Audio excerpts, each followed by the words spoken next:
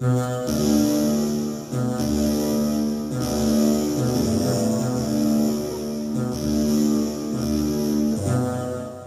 አብ ወወልድ ወመንፈስ ቅዱስ አሐዱ አምላክ አሜን።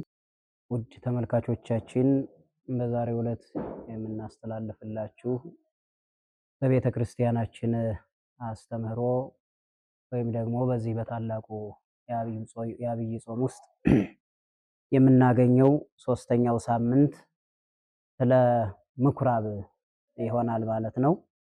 ሶስተኛው ሳምንት እንግዲህ በቅዱስ ያሬድ አጠራር ወይም ደግሞ በቤተ ክርስቲያናችን አጠራር ምኩራብ እየተባለ ይጠራል ማለት ነው። ይህንን ምኩራብ የተባለበትን ትልቁ ምክንያት ምኩራብ ለምን ተባለ ከመጽሐፍ ቅዱስ አንጻር አብረን እያየን አባቶቻችን ሊቃውንት በትውፊትም ካስቀመጡልን እንዲሁም ከታሪክ አንጻር አብረን እያየን እንቀጥላለን ማለት ነው። ውድ ተመልካቾቻችን እንግዲህ ይህን መልእክት ስናስተላልፍ ጾሙን ስትጾሙ አብራችሁ ቃሉንም እንድታውቁትና እንድትሰሙት እንዲሁም ደግሞ ቃሉን በመስማት የእግዚአብሔር ታዛዦችና ተገዦች እንድንሆን ያስረዳናል ማለት ነው። እንግዲህ ይህ ሶስተኛ ሳምንት ምኩራብ ይባላል። ምኩራብ ማለት ምን ማለት ነው ብለን ስንወስድ ምኩራብ ማለት ቀጥተኛ ፍቹ ወይም ደግሞ ትርጉሙ ተራራ ወይም ደግሞ ኮረብታ የሚል ታላቅ ህንፃ ማለት ነው። ተራራ፣ ኮረብታ ወይም ታላቅ ህንፃ ማለት ነው። አብዛኛውን ጊዜ ቤተክርስቲያን ተራራ እየተባለች ትጠራለች። ምክንያቱም ከዓለማት ሁሉ ከፍ ብላ የምትታይ በህንፃው ያደገች ሳይሆን የእግዚአብሔርን ቃል ይዛ ልጆቿን የምትሰበስብ በዓለም ላይ ብርሃን ሆና የምትታይ እስከሆነች ድረስ ቅድስት ቤተክርስቲያን ተራራ ተብላ ትጠራለች። እንዲሁ ቅዱሳንም ተራራ ተብለው ይጠራሉ። ተራራ ከሜዳ ከፍ ተብሎ ብሎ እንደሚታይ ሁሉ ቤተክርስቲያን ቅዱሳን አባቶቻችን ከዓለም ካለው ሁሉ ከፍ ብለው ይታያሉ ማለት ነው። እንግዲህ ምኩራብ የተባለው ቀጥተኛ ፍቹ ተራራ ወይም ኮረብታ ታላቅ ህንፃ ነው ስንል በዚህ ኮረብታ በተባለውና በተራራው በታላቁ ህንፃ ምን ተደረገበት የሚለውን ሐሳብ ነው የምናየው። እንግዲህ በዚህ ተራራ ወይም ደግሞ በዚህ ኮረብታ በዚህ ታላቅ ህንፃ በአይሁድ ዘንድ ለአምልኮና ለጸሎት ለትምህርት የሚያገለግል ቤተ ጸሎት ነው። አይሁድ የሚጠቀሙበት ለትምህርት፣ ለጸሎት፣ ለአገልግሎት የሚጠቀሙበት አይሁድ ማለት ነው። ለአገልግሎት ለትምህርት የሚጠቀሙበት ነው። ጌታችን ኢየሱስ ክርስቶስ በአይሁድ ምኩራብ ገብቶ እንዳስተማረ የቤተ ክርስቲያናችን ሊቅ ቅዱስ ያሬድ ያስረዳናል። እንግዲህ በዚህ በምኩራብ ውስጥ ቃሉን በሚማሩበት፣ ትምህርቱን በሚማሩበት፣ ጸሎት በሚጸልዩበት ነጋዴዎች ገብተው ይነግዱ ነበረ። ወይም ደግሞ ነጋዴዎች በቤተ መቅደስ ገብተው ሸቀጥ ይሸቅጡ ነበር፣ ስራ ይሰሩ ነበር ማለት ነው። መድኃኒታችን ኢየሱስ ክርስቶስ ነጋዴዎችን ከቤተ መቅደስ ማባረሩን ይነገርበታል። ይሄለት ማለት መድኃኒታችን ኢየሱስ ክርስቶስ ወደ ምኩራብ አዳራሽ፣ ወደ ምኩራብ ቤተ ጸሎት፣ ወደ ምኩራብ ወደ አይሁዳውያን የትምህርት ቤት ውስጥ ገብቶ ቤቴ የጸሎት ቤት ትባላለች ብሎ እየገረፈ እንዳወጣቸውና ወይም ደግሞ ከቤቱ እንዳስወጣቸው ይነግረናል፣ ያስተምረናል። ስለ ምኩራብ የቤተ ክርስቲያናችን ሊቅ ቅዱስ ያሬድ በዕለቱ ከሚዘመረው ጾመ ድጓ ወይም ደግሞ በዕለቱ ከሚገለገልበት አገልግሎት መካከል ከቅዳሜ ማታ ጀምሮ እስከ እሑድ ጠዋት ድረስ ስለ ምኩራብ ሰፋ ያለ አገልግሎት የቤተ ክርስቲያናችን ሊቅ ቅዱስ ያሬድ ይነግረናል። ቃሉም እንዲህ ይላል። ቦአ ኢየሱስ ምኩራበ አይሁድ ወመሐረ ቃለ ሃይማኖት። መድኃኒታችን ጌታችን መድኃኒታችን ኢየሱስ ክርስቶስ ወደ ምኩራብ አዳራሽ ገብቶ የሃይማኖትን ቃል አስተማራቸው ይላል።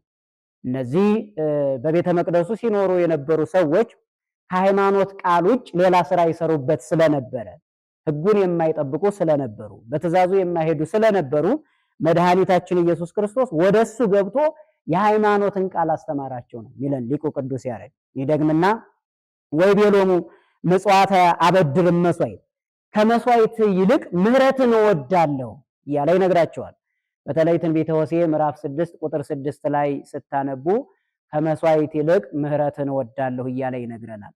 አንዳንድ ጊዜ ከመስዋዕት ከማስቀደም ይልቅ ምህረት ማለት ይቅርታ፣ ጓደኞቻችን ወንድሞቻችን ይቅርታ ጠይቀን ወይም ደግሞ ይቅር ብለን ለቤተ እግዚአብሔር መስዋዕት ማቅረብ እንዳለብን ወይም ደግሞ በቤተ እግዚአብሔር ቀርበን መገልገል እንዳለብን ይነግረናል። ይህን ካለ በኋላ ደግምና የትግበሩ ቤተ አቡየ ቤተ መስያጥ ቤተ የሰብ ቤተ ጸሎት ይሰመይ ይላል። ተሰመይ የሚሉት ሊቃውንቱ የአባቴን ቤት የንግድ ቦታ አታድርጉት፣ ቤቴ የጸሎት ቤት ይባላል። የአባቴን ቦታ የንግድ ቤት አታድርጉት፣ ቤቴ የጸሎት ቤት ይባላል። ይህ የጸሎት ቤት ነው። ይህ ትምህርት የምታገኙበት ነው። ይህ ድህነት የምታገኙበት ነው። እናንተ ግን የንግድ ቤት አድርጋችሁታል ሲል መድኃኒታችን ኢየሱስ ክርስቶስ ወቅሳችኋል።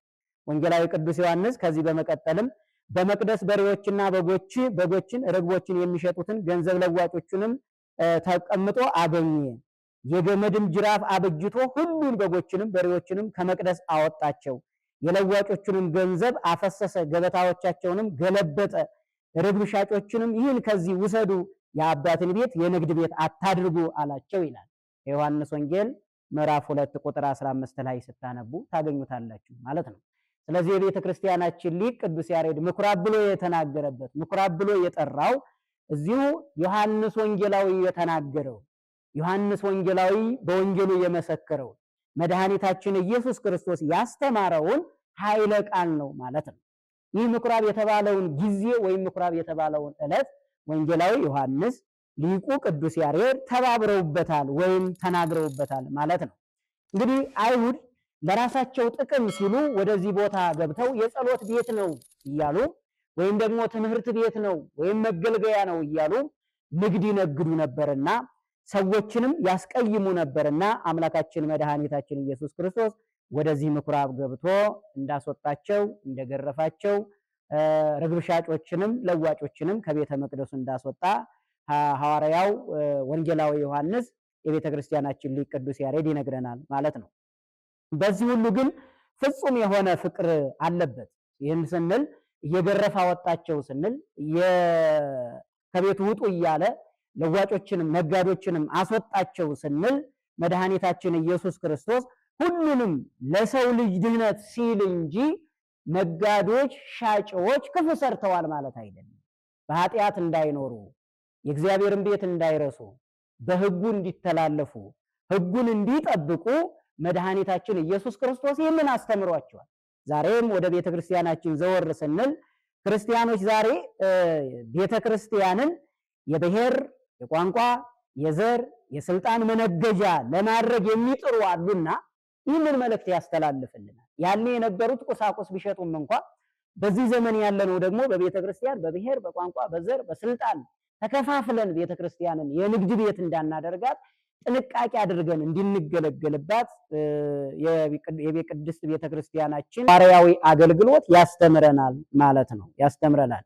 እንደ ቅዱስ ዳዊት ዛሬ ያለነውም ክርስቲያኖች የቤት ቅናት አቃጠለኝ በልታኛለች ብለን መናገር ያስፈልጋል። መዝሙረ ዳዊት መዝሙር 69 ቁጥር 10 ላይ ስታነቡ እንደምታገኙት የቤትህ ቅናት አቃጠለችኝ፣ የቤትህ ቅናት በላችኝ ብሎ ተናግሯል። ለምንድነው መዝሙረኛው እንዲህ የተባለው? እንዲህ ብሎ የተናገረበት ታላቁ ምክንያት በስሙ ክርስቲያን ተብለን ለተጠራ ለኛ ነው፣ ለኛ ዛሬ ላለ ነው ማለት ነው። የቤትህ ቅናት አቃጠለችኝ ሲል በቤትህ ላይ መስዋዕተ እግዚአብሔር በሚቀርብበት ላይ መስዋዕተ እሪያ ያሰውበት ያንተ ቤተ መቅደስ በተባለው በራሳቸው ባንተ ቤተ መቅደስ ላይ በሰዎች ሰውነት ላይ የኃጢአት መነገጃ የኃጢአት መኖሪያ አደረጉት ብሎ መዝሙረኛው ዳዊት ይነግረናል ማለት ነው። ቅዱስ ያሬድም እዚሁ ላይ ሲጨምርልን መዓዛሆሙ ለቅዱሳን አንቀጸ መድኃኒት ብሏል። ይችን ምኩራብ የተባለች ቤተክርስቲያን ወይም ደግሞ ይችን የእግዚአብሔር ማደሪያ የተባለች ቤተክርስቲያን የጸሎት ቤት የወንጌል ቤት መዓዛሆሙ ለቅዱሳን አንቀጸ መድኃኒት የቅዱሳን መዓዛ የመድኃኒት በር እያለ የሚጠራት ይህ ነው። የቅዱሳን መዓዛ የሚሸትባት፣ ፍቅራቸው የሚሸትባት፣ አስተምሯቸው የሚሸትባት፣ በረከታቸው የሚሸትባት፣ ትሕትናቸው የሚሸትባት የቅዱሳን መዓዛ። ቅዱሳን መዓዛቸው ከየት ተገኘ ስንል ከእግዚአብሔር የተሰጣቸው እግዚአብሔርን ለምነው በሕጉ ሄደው ስርዓቱን ጠብቀው ከሱ ጋር እየኖሩ እሱን መስለው እየኖሩ እየጾሙ እየጸለዩ ዓለምን ረስተው የሚኖሩ አባቶቻችን የነሱ መዓዛ ትባላለች ቅድስት ቤተክርስቲያን ማለት ነው። ስለዚህ የሻጮችና የለዋጮች የወንበዴዎች ዋሻ እንዳያደርጓት ዘወትር እኛም ዛሬ ቤተክርስቲያንን መጠበቅ ያስፈልጋል። ምክንያቱም አምላካችን መድኃኒታችን ኢየሱስ ክርስቶስ ነጋዴዎችን እንዳስወጣ፣ ለዋጮችን እንዳስወጣ፣ እንዲሁም ደግሞ የቅዱሳን መዓዛ እንደሆነች ሁሉ የቅዱሳን መዓዛዋ ተለይቶ የሌላ መዓዛ እንዳይመጣባት፣ የዘረኝነት መዓዛ እንዳይመጣባት፣ የክፋት መዓዛ እንዳይመጣባት፣ ሴሰኝነት መዓዛ እንዳይመጣባት፣ መዓዛ ማለት ሽታ ማለት ነው። የአይነት ሽታ እንዳይመጣባት፣ እንዳይሸታት፣ በውስጡ ያሉ ልጆቿም ተቀይመው እንዳይወጡ መጠንቀቅ ያስፈልጋል። ምኩራቧን መጠበቅ ያስፈልጋል ማለት ነው። ከዚህም በተጨማሪ ሊቁ ቅዱስ ያሬድ ይጨምርልናል በጾመ ድጓው ላይ ሀገረ ክርስቶስ አዳም ወሰናይት ከመጽሐይ ብሩይ ወከመ መዓር ስርጉት ይበው ውስጤታ ደቂቀ እግዚአብሔር ያይርፉ ላይሊሃ ይላል። እንደ ፀሐይ የምታበራ እንደ ሙሽራ የተሸለመች የእግዚአብሔር ልጆች በውስጧ ገብተው የሚያርፉባት እጅግ ያማረች የክርስቶስ ሀገር ይቺ ሀገረ እግዚአብሔር ናት። ሀገረ እግዚአብሔር የተባለችውን ቤት የንግድ መኖሪያ እንዳናረጋት፣ መለወጫ መነገጃ መሸጫ እንዳናረጋት፣ ሀገረ እግዚአብሔር ከሆነች ደግሞ በሀገረ እግዚአብሔር የሚኖር ሰው ደግሞ ምን መሆን አለበት? ንጹህና ቅዱስ የተዋበና የተወደደ በሃይማኖቱ የማያፍር የሚጸና ትጉ የሆነ ዘወትር የሚጸልይ ሰው ሊኖርባት ግድ ይላል ማለት ነው። ደግሞ እዚሁ ላይ ስለ ቤተ ክርስቲያን ውበት ትንሽ ሐሳብ ያነሳልናል። ወይም ስለ ቤተ ክርስቲያን ውበት ትንሽ ሐሳብ እናንሳ። ቅድስት ቤተ ክርስቲያናችን ውብ ናት፣ የተወደደች ናት፣ ያማረች ናት። ውበቷም ደግሞ ልዩ ነው። ዛሬ እኛ እንደምንዋበው፣ እኛ ለብሰን እንደምንዋበው፣ እኛ ተቀብተን እንደምንዋበው፣ እኛ ታጥበን እንደምንዋበው አይደለም። ሰላማዊ ኢየሱስ ክርስቶስ በማይናወጽ አለት ላይ የመሰረታት በከበረ ደሙ ያተማት ልዩ ውበት ያለባት ናት። ይህንንም ወደፊት ስንጓዝ ጥበበኛው ሰሎሞን በምን አይነት ውበት እንደገለጣት የክርስቶስ መዓዛ እንደሆነች፣ የቅዱሳን መዓዛ እንደሆነች፣ መድኃኒታችን ኢየሱስ ክርስቶስ የክርስቶስን መዓዛ የምናሸትባት የቅዱሳን መዓዛ የተባለች የክርስቶስ መዓዛው የሚሸትባት ዕጣኑ የሚሸትባት የቅዱሳንን ጸሎት የምናገኝባት ፍቅርን የምናሸትባት ቅድስት ቤተክርስቲያን ናት። ቅድስት ቤተክርስቲያን ግን አስተውሎ የተዋህዶ ልጅ የሰው ልጅ በዓለም ሳለ ለዓይኑ መልካም ነገር ማየት ለጆሮው መልካም ነገር መስማት ይፈልጋል። ነገር ግን የምንሰማው በዓለም ላይ ሊያስደስተን ይችላል። በጆሮአችን የሰማነውም አያስደስተንም፣ በዓይናችን ያየነውም አያስደስተንም። በቤተ ክርስቲያን ገብተን በጆሮአችን የሰማነው በዓይናችን የምናየው ግን ያስደስተናል። ለምን ከተባለ በጆሮአችን የምንሰማው የእግዚአብሔርን ቃል ነው። በዓይናችን የምናየውም እሱ በደሙ የባረካት በደሙ ያነጻት ቅድስት ቤተ ክርስቲያን ናት።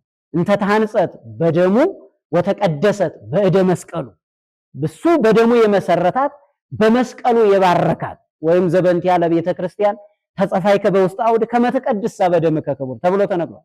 ስለ ቤተ ክርስቲያን ስትል በአደባባይ የተገረፍክላት፣ በአደባባይ መከራ ያየህላት፣ በደምህ ያነጻት፣ ያከበርካት፣ የቀደስካት ማለት ነው። ስለዚህ የተዋህዶ ልጆች እውነተኛውን ምንጩን የማይነጥፈውን ዘላለማዊ ሰላም የምናገኝበት በቤተ ክርስቲያን ነው። በዓለም ላይ ዘላለማዊ ሰላም አናገኝም። ዛሬ ሰላም ብናገኝ ነገ መከራ ነው። ምክንያቱም ተፈራራቂ ዓለም ነው የምንኖርበት። የሚያስደስት የሚያስለቅስ፣ የሚያስለቅስ የሚያስደስት፣ የሚያሳዝን የሚያስደስት ዓለም ላይ ነው የምንኖርበት። በዓለም ምናምንቴን የምናይበት ወይም ደግሞ ይሄ ክፉን ጠረን የምንሰማበት የምናሸፍትበት ነው። ዓለም ላይ ክፉ ጠረን አለበት። ምሳሌ ሰው ሲወርቅ ሰው የማይነሳበት፣ ሰው ሲታመም ሰው እንዲድን የማይፈለግበት ክፉ ጠረን ያለበት ነው ዓለም። ዓለምን የሚማርክ ኃያል የሆነ ውበት ያላት ግን ቅድስት ቤተክርስቲያን ናት። ዓለምን የሚባርክ ቀራንዮ ላይ የተከፈለው ዋጋ፣ ቀራንዮ ላይ የፈሰሰው ደም ዓለምን የሚባርክ ልዩ ውበት የተገኘባት ወይም ያለባት ቅድስት ቤተክርስቲያን ናት። ጥበበኛው ሰሎሞን ይህንን ሲናገር እንዲህ ይላል። መኃልየ 6:10 ላይ መኃልየ ምዕራፍ 6 ቁጥር 10 ላይ እንዲህ የሚል ኃይለ ቃል ታገኛላችሁ። ይህች እንደ ማለዳ ብርሃን የምትጎበኝ እንደ ጨረቃ የተዋበች እንደ ፀሐይም የጠራች ዓላማ ይዛ እንደተሰለፈ ሰራዊት የምታስፈራ ማናት ይላል። ዓላማ ይዞ እንደተሰለፈ ሰራዊት የምታስፈራ ማናት ይላል። ይህች ማናት? እንደ ፀሐይ እንደ ጨረቃ የምትጎበኝ ሌሊቱን ጨለማ ሆኖ ጧት ፀሐይ ሲወጣ ፀሐይ ለሰዎችን የምታስደስት ሌሊት ጨለማ ሆኖ ጨለማ የተባለው በዓለም ላይ የምንኖርበት ዓለም ጨለማ ሆኖ ቢያስፈራንም ጨለማ ሆኖ ቢያሳድደንም ጨለማ ሆኖ ቢያስለቅሰንም እንኳን እንደ ፀሐይ የምታበራ ከሩቅ ሆና የምትጎበኝ ይህች ቅድስት ቤተክርስቲያን እንደሆነች ጥበበኛው ሰሎሞን ነግሮናል። ጨረቃም ብርሃኗን ከፀሐይ የምታገኝ ቢሆን ግርማና ውበት ተሰጥቷታልና ቅድስት ቤተክርስቲያንም በጨረቃ ተመስላለች ይላል። ኢዮብ 31:26 ላይ ስታነቡ ታገኙታላችሁ ማለት ነው። ጨረቃ ብርሃኗን ከፀሐይ የምታገኝ ቢሆንም ግርማና ውበት ተሰጥቷታል ይላል። ቅድስት ቤተክርስቲያን ውበትን ፍቅርን ከእግዚአብሔር ያገኘች ቢሆንም ውበትና ኃይልን ስጦታን ከማን ተበርክቶላታል? ከእግዚአብሔር ተሰጥቷታል ማለት ነው። ክርስቶስ ይህንን ውበት የሚያደበዝዙትን እጅግ ይቃወማቸዋል። ምክንያቱም ቤተክርስቲያን ብርሃንን ያገኘችው ከሱ ነውና፣ ቤተክርስቲያን ፍቅርን ያገኘችው ከሱ ነውና፣ ቤተክርስቲያን ድህነት መስጠትን ያገኘችው ከሱ ነውና፣ ቤተክርስቲያን ልጆቿን መሰብሰብ ያገኘችው ከሱ ነውና ክርስቶስ ይህን ውበት የሚያደበዝዝ የሚቃወም በዚህ ውበት የማይማረከውን መድኃኒታችን ኢየሱስ ክርስቶስ ይቃወማቸዋል። ጌታችን ከወትሮው በተለየ መልኩ ቤተ መቅደሱን ገበያ አድርገውት ባገኛቸው ጊዜ እየተቆጣ ነበረ ያስወጣቸው። እየተቆጣ ሊወግሩት ድንጋይ ሲያነሱ ያላሳየውን መቆጣት፣ ሲገርፉት ጅራፍ ሲያነሱ ያላሳየውን መቆጣት፣ መስቀል ላይ ሲሰቅሉት ያን የሰቀላችሁ ብሎ ያላሳየውን መቆጣት፣ በቤተ መቅደስ ገብተው ነጋዴ የሆኑ ሰዎችን ግን ያኔ ተቆጥቶ ኃይሉን አንስቶ ከቤቱ አስወጣቸው ይላል። ቤተክርስቲያንን ዓለማዊ ገበያ ሊያከብሯት ወይም ደግሞ ቤተክርስቲያንን ዓለማዊ ገበያ ለክብሯ አይመጥናትም ይላል። ቤተክርስቲያንን ዓለማዊ ገበያ ለክብሯ አይመጥናትም። ዓለማዊ ገበያ ስርቆት አለበት። ዓለማዊ ገበያ ለብነት አለበት። ዓለማዊ ገበያ ማዳላት አለበት። ነገር ግን ገበያ አንድ ቀን ማትረፍ አለበት፣ አንድ ቀን ደግሞ ኪሳራ አለበት። ተመልከቱ፣ አስተውሎ የተዋህዶ ልጆች። ቤተክርስቲያን ግን ዘወትር ማትረፍ እንጂ ኪሳራ የለባት። ለምን ከተባለ በሷ ውስጥ ያለው እግዚአብሔር ስለሆነ። ገበያ አንድ ቀን እርካታ፣ አንድ ቀን ደግሞ ሐዘን አለበት። ገበያ አንድ ቀን ደስታ አለበት፣ አንድ ቀን ሐዘን አለበት። በቤተክርስቲያን ግን በሐዘን ሆነን መተን በደስታ እንመለሳለን። ለምን? በቤተክርስቲያን ውስጥ ያለው መድኃኒታችን ኢየሱስ ክርስቶስ ስለሆነ። ገበያ ሽንገላ አለበት። ከቅድስት ቤተክርስቲያን ግን ቅድስት ቤተክርስቲያን ላይ ግን ሁልጊዜ ደስታ አለበት፣ ሁልጊዜ ጽድቅ አለበት። ገበያ ስስት አለበት፣ ራስ ወዳድነት፣ ፍቅረ ነዋይ አለበት። በቤተክርስቲያን ግን ፍጹም የሆነ ሕግ ፍቅር አለበት። በቤተክርስቲያን ላይ ግን ጠላትን መውደድ አለበት። ለዚህ ነው አፍቅሩ ጸላእተክሙ ተብሎ የተነገረው። እነሆ ጠላታቸውን ውደዱ፣ እሱም ራሱ ተናግሮናል። እኔ እንደወደድኳችሁ እርስ በራሳችሁ ተዋደዱ ብሏል። እግዚአብሔር ሲወደን እስከ ሞት ድረስ ነው የወደደን። እግዚአብሔር ሲወደን እስከ ከብቶች በረት ድረስ ነው የወደደን። እግዚአብሔር ሲወደን እስከ ዮርዳኖስ ድረስ ነው የወደደን። እግዚአብሔር ሲወደን እስከ መስቀል ድረስ ነው የወደደን። እግዚአብሔር ሲወደን እስከ መቃብር ድረስ ነው የወደደን መድኃኒታችን ኢየሱስ ክርስቶስ። ለዚህ ነው እርስ በራሳችሁ ተዋደዱ። ስለዚህ ዓለማዊ ገበያ ምን አለበት ካል ባጭሩ ጠቅለል ለማድረግ መለያየት አለበት፣ መስረቅ አለበት፣ ተንኮል አለበት። ቅድስት ቤተክርስቲያን ላይ መንፈሳዊ ገበያ ለመንፈሳውያን መንፈሳዊ ገበያ ይሰጣቸዋል። ምክንያቱም ስርቆት የሌለበት፣ መለያየት የሌለበት፣ ማዳላት የሌለበት ይህ መንፈሳዊ ገበያችን ነው ማለት ነው። ጽድቅንና ድህነትን የምናገኝበት፣ ስጋችን ታሞ መጥቶ ተፈውሶ የሚሄድበት፣ ነፍሳችን በዓለም ላይ አዝና መጣ መልሳ ተፈውሳ ድና የምትሄድበት ይህች ቤተክርስቲያናችን ናት። ለቤተ መቅደሱ ተቆርቋሪ የሚመስሉ ሰዎች ነበሩ ያኔ። እንዲህ አስወጣቸው፣ እንዲህ አደረጋቸው የሚሉ ማለት ነው። ዛሬም ለቤተ መቅደሱ ተቆርቋሪ የሆኑ የራሳቸውን ቤተ መቅደስ የሚያረክሱ አይጠፉም። የተዋህዶ ልጆች ይህንን ሚዲያ የምትከታተሉ ዛሬም የኛ ራሳችን ቤተ መቅደስ አማናዊን ቤተ መቅደስ አጥፍተን የኛን ቤተ መቅደስ ሳንጠብቅ የእግዚአብሔርን ቤተ መቅደስ እናስተዳድራለን እንመራለን የምንል አንጠፋምና፣ ስለዚህ ቅድሚያ ቤተ መቅደሳችን መጠበቅ ያስፈልጋል። ከእነርሱ በላይ ለእግዚአብሔር ቅርብ እንደሌለ አድርገው የሚያሰቡት ነበሩ እንጂ በዚያ ስፍራ ያልተገኙም አልነበሩም ይላል። በዚያ ስፍራ ሁሉም ሰው በውጭም በውስጥም የተገኘ ነበረ። ክርስቶስ ግን በውጭ ላይ በደል የሰሩትን ህዝቡን በማስተማር ፈንታ የንግድ ቦታ ያደረጉትን ውጡ፣ ይህ የአባቴ ቤት ነው፣ ይህ የጸሎት ቤት ነው፣ ይህ ሰዎች አዝነው መጥተው ምሕረትንና ይቅርታን የሚያገኙበት ነው ብሎ ነው እየገረፈ ያስወጣቸው የተዋህዶ ልጆች።